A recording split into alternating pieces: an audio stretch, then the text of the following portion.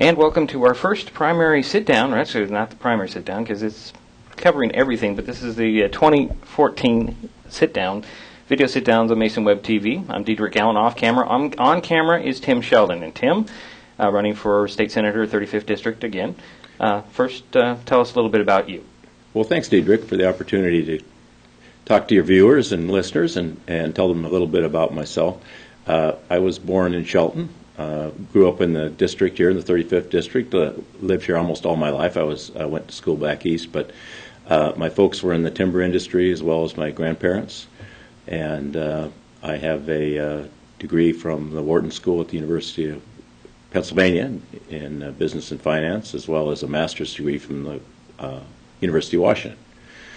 So I've been a legislator for a long time and very committed to public service and working with people in my district. Now, why do you feel you're the best person for the job again? Well, I've done it for quite a while. I've been effective in listening to my district and bringing their views to Olympia. My opponents have no experience in public service, and there's nothing wrong with that, but it takes a while to learn this job. I was a port commissioner for several years before I was a state representative. I was a PUD commissioner for a short time before while I was a state senator. So I've been a county commissioner. So public service it takes experience, and to be effective, I think that's what it takes, and I certainly have that effective experience that I bring to Olympia. So everyone says that their top priority is fully funding education. Right. How do you plan to reach that court-ordered mandate? And can it be done without sacrificing other programs? If cuts have to be made, how would you determine what to cut? Well, K-12 education is our priority. It's by the Constitution. It's the paramount duty of the legislature. So last 2 years, the Majority Coalition Caucus, which I'm a member of, a bipartisan group that controls the Senate right now, we have reversed the trend of 30 years of the liberal Democrats who have controlled Olympia. And they have put progressively less money in education each year as their budget has grown. So the percentage allocated education has decreased. But in the last 2 years, we've reversed that trend. We have put much more money into education as compared to the state budget. And that proportion is growing.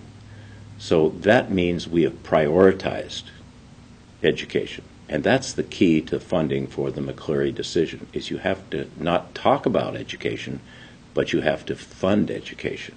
Not pay it lip service, but put money where your mouth is. So we've worked very hard to do that. We put over $1 billion in new money into education in the last biennium. And we'll continue to do that by funding education first. And that's the key, again, as I say. So I would like to see us devote at least 2/3 of our budget, new revenue of our budget, to education. And that will get us out ahead of this McCleary decision and make sure that our classrooms are well funded, or that our schools are doing better, and we don't have such a reliance on local levies. Now, transportation is another priority, and there's been a lot of talk about the need to reform the State's Department of Transportation. Right. How would you accomplish that reform? Well, I've been a longtime member of the Senate Transportation Committee as well as the Legislative Transportation Committee. And first of all, I would start right at the top. We have a Secretary of Transportation, Lynn Peterson, which a nice lady, very nice lady, but I don't think she has the experience to run a department with billions and billions of dollars of projects and administration that needs to be done. So first of all, I would hire someone with executive experience, not planning experience or the experience that she has, and political experience. I would hire a tough CEO in order to manage the Department of Transportation from the top down. I would make sure that our department does not design pontoons, for example. That is a huge mistake that's cost us millions and millions of dollars. I would make sure that big projects like the tunnel that's now stalled for probably another year underground, I would make sure that those projects have better management, and I would tie the hands of the contractors so that they are responsible for overruns, not the state. And I think just those two things would go a long ways. There's lots of other smaller things we can do on environmental issues. Why can we build rebuild a Skagit River Bridge in just a few months while we're waiting and waiting for other projects to go on that for years and years, like the 520 Bridge and other projects. So I would run it differently. I would have better management, and I would change the culture of DOT. The people that are out there working on the highways, driving the trucks that we see, do a great job. They are the hands-on people. It's the management that I really have difficulty with that we need to reform. What is the top transportation needs of the 35th District? Well, obviously the Belfair Bypass has been a great need over the years, as well as a safety project, which is vitally important, is at Lynch Road and Highway 101 where they cross. We need some improvements there with the road that goes back behind Taylortown. Those things can be accomplished, and I've put money in the budget over the years. In 2005, over $15 million to begin the bypass, but that money has been siphoned off for the mega projects primarily in Seattle. And I did have success. I'll give you a good example with the Purdy Creek Bridge. That bridge was the most flooded river over the part of the Skokomish there, the Purdy Creek tributary in the state, and that $8 million that went to that bridge was put in statute, not on a project. It was on a project list, but it was also written into state law, and that's how that project got done without any phasing, which is double speak for we'll take your money and you won't get it back. So you have to have an experienced legislator who knows how to do those things that make sure the money that you're getting gets spent in the effective right way. Do you support a gas tax?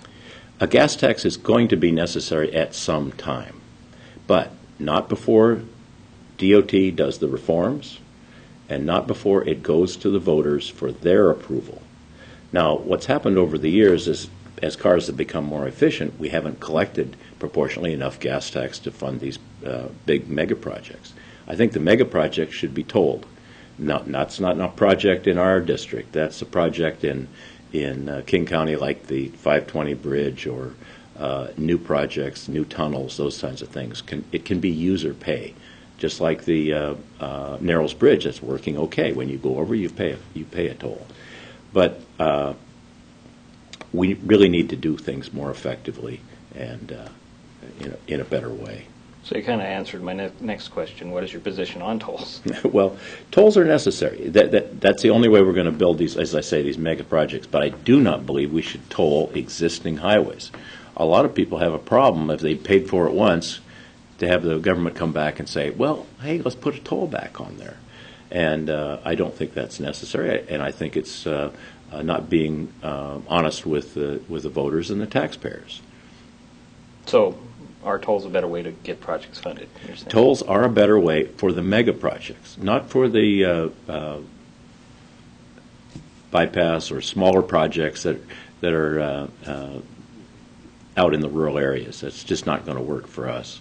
I'm very afraid that this governor and the legislature, if it turns towards the left, as the candidates appear to be pointing that way, is that they will go to vehicle miles traveled, VMT, and that's a killer for us in the rural area where we drive longer distances to have to pay for transportation by how many miles you travel.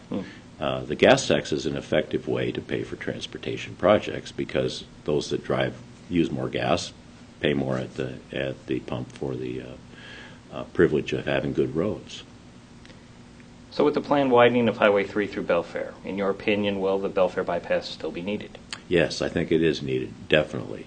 The bypass will take the pressure off Highway 3 as the congestion, but it'll also give opportunities to turn off before people get to Belfair to go out the North Shore Road if it's done correctly.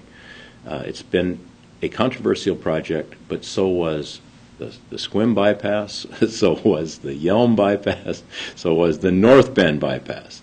Bypasses are always difficult because there's a lot of people involved, business community and others, but I think we will get it there. If we have a statewide package, I'll tell you, it will be on that ballot. It'll still be with the other projects. We're not going to be left out if I'm still the state senator.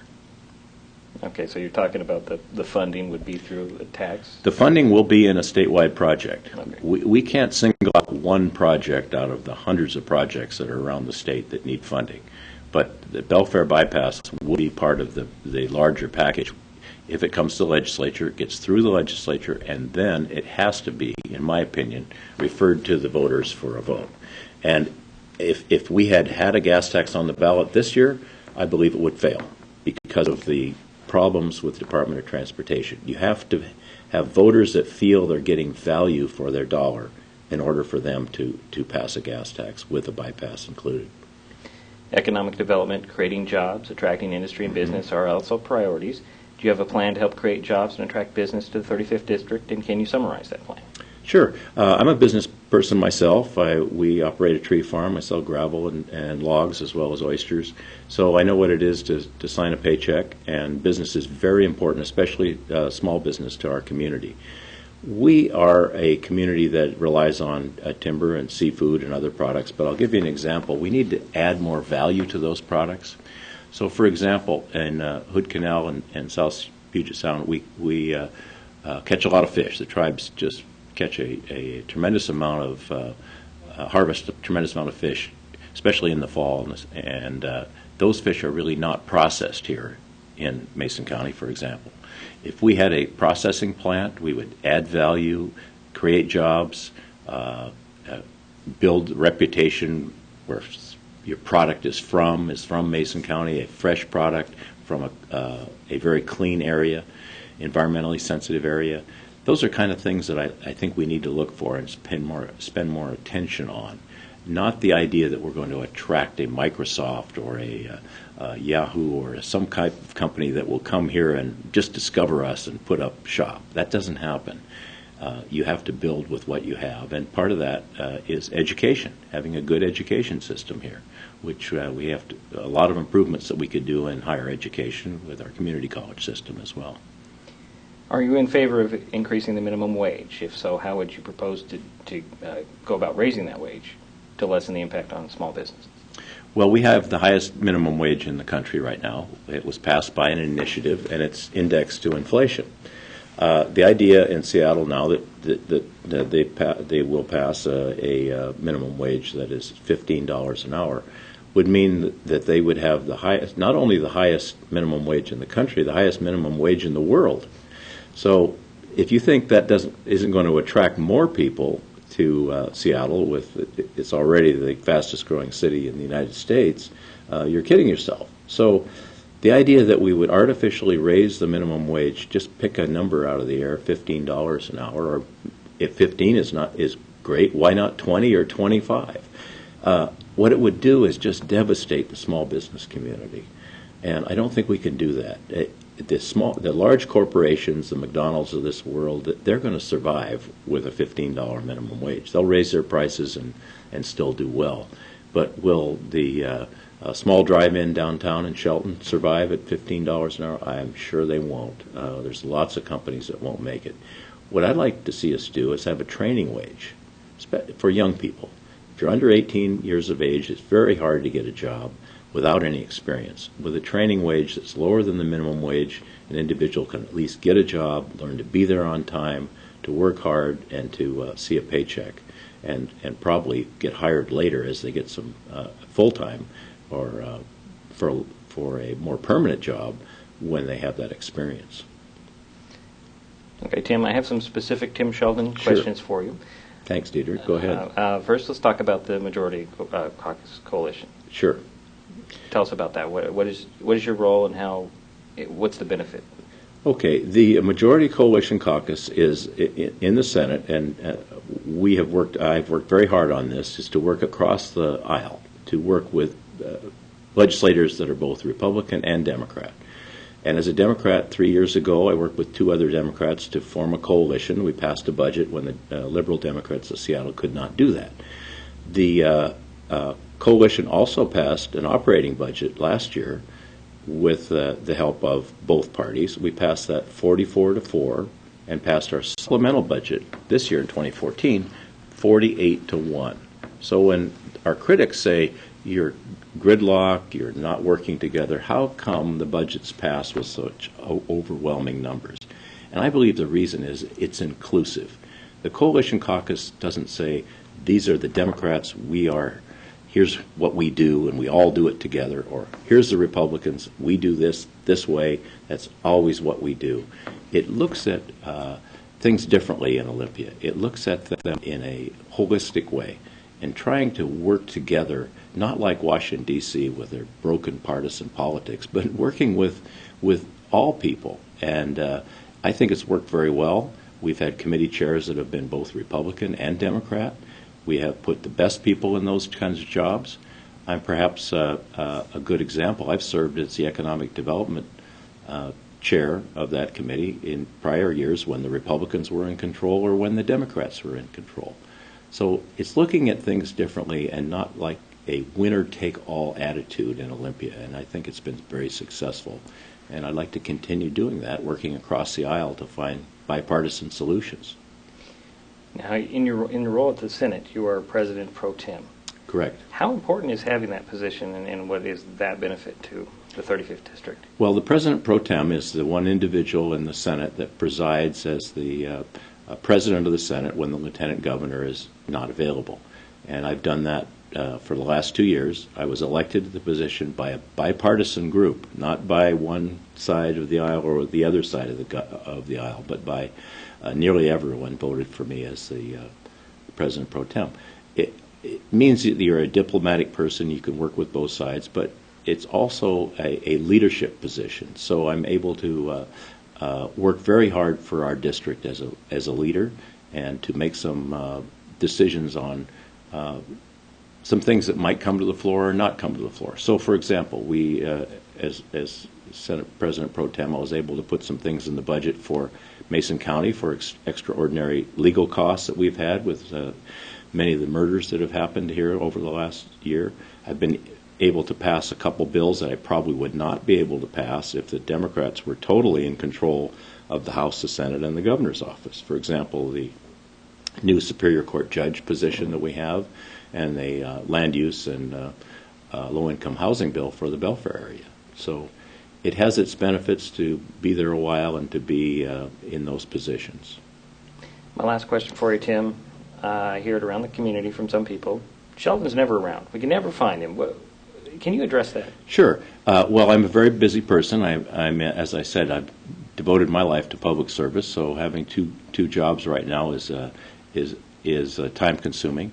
I won't be running for the Mason County Commission again. I will be one of three people, after these last 2 years, three people since 1886 that has served 3 terms as a Mason County Commissioner. So I'm always available. I'm here as much as I can, and people can always call me on my cell phone. I try to get out of the office. Many commissioners want to stay in the courthouse office there day in and day out. That's not what a commissioner does. A commissioner and a public official like a senator gets out in the community and talks to people, visits people, asks them how they're doing, see what's going on behind the scenes and in other areas, not just right around the offices. So, and people can always contact me on, you can go to my website, votetimsheldon.com, or they can call me on my cell phone. And not many public officials will give you their cell phone number, but here's mine, 360-490-0351. And if people want to talk to me, I get calls all day long and in the evening as well. Give me a call and express your concerns, and if I miss you, I'll call you right back. All right. Tim Sheldon, running for 35th District State Senator. He's the incumbent, prefers the Democratic Party. Mm-hmm. Thank you for taking some time talking to us. Thank you, Diedrich.